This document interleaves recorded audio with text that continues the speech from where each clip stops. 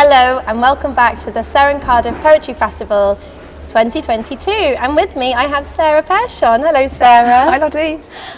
This morning we have been to a Jonathan Edwards workshop entitled The Sun, the Earth and the Animals, looking to animals for inspiration in our poetry. So Sarah, how did you find it? I thought it was a really good workshop. I've got 2 poems now that I can continue to work with. The first one is thinking about an elk and a near miss with a train and how they kind of juxtapose. And my second poem is imagining that I am turning into a ladybird while symbolising being a working parent and being stuck in traffic trying to get home to your kids. Excellent.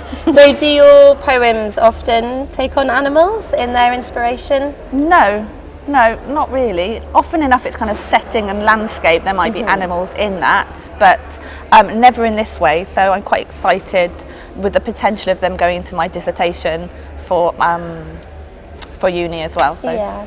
Oh, brilliant. So what I should say is that Jonathan gave us some poems as inspiration. They include Turtle Swan by Mark Doty and Birds, which was a lovely one actually, by Liz Berry, and Goat by Joe Shapcott. And we read through these in the workshop, made notes, discussed them, and then used them as the information as inspiration.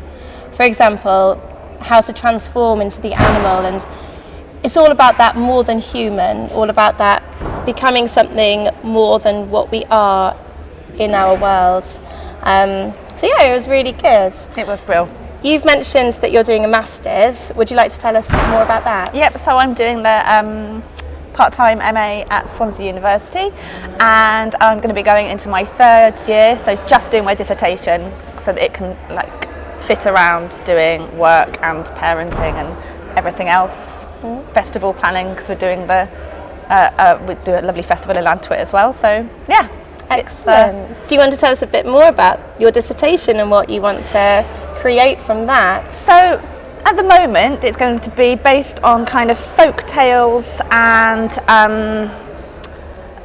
from Wales and the area that I live in, quite kind of specifically, and then folk tales and myths and legends from the area where my father-in-law lives in Sweden. So Excellent. It's kind of like those things running parallel, maybe with some kind of golden thread of experiences of childhood in between, but I'm just going to see how they grow. I've had some nice quiet time in between to read some things about Welsh life in the past and got some cool ideas. Yeah. Brilliant. So, and then all this being here then and having the workshop with Jonathan, it just all helps to influence and inspire. Absolutely. Brilliant. Yeah. Thank you very much for chatting with us today. Thanks, love.